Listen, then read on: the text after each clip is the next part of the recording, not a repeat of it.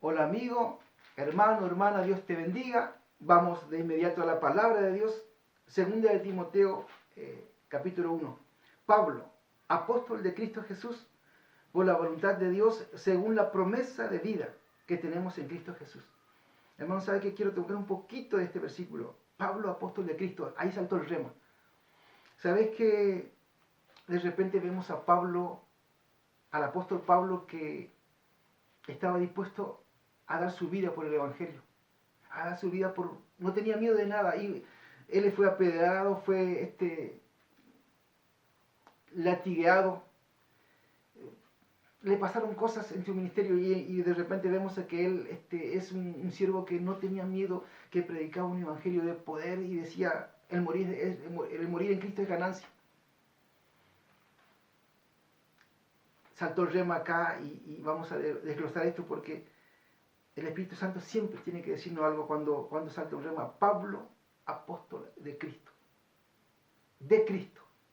¿Sabes que, hermanos, que cuando nosotros se nos hace vida esta palabra de Cristo, cuando se nos hace vida en el espíritu, en el alma, en la mente, debe cambiar nuestra adoración, debe cambiar nuestra intimidad con Dios, debe cambiar nuestra búsqueda, nuestra consagración, debe cambiar nuestro servicio. ¿Por qué? Porque de Cristo, la clave es de Cristo. ¿Sabe que una cosa es ser propietario o vivir como propietario y otra cosa es vivir como propiedad de Dios? Pablo de Cristo significa yo soy propiedad de Dios. Mi vida le pertenece a Cristo.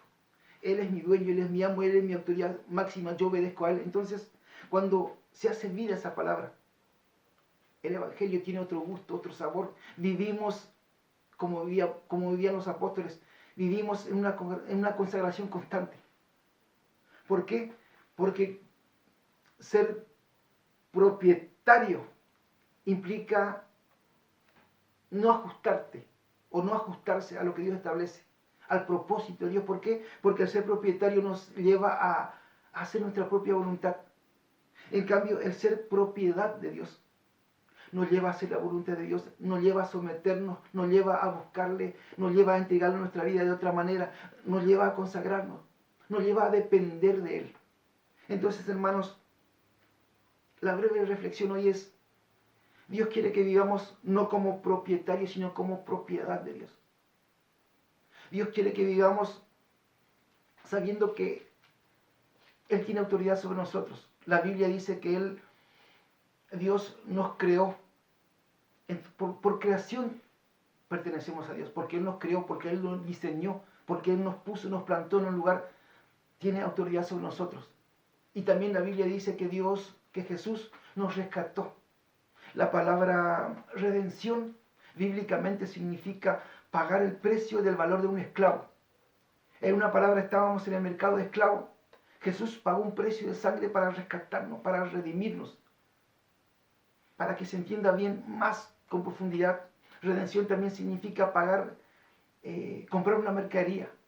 Entonces, voy a hacer un dibujo para que se entienda. Yo entro en un lugar, compro un cuadro.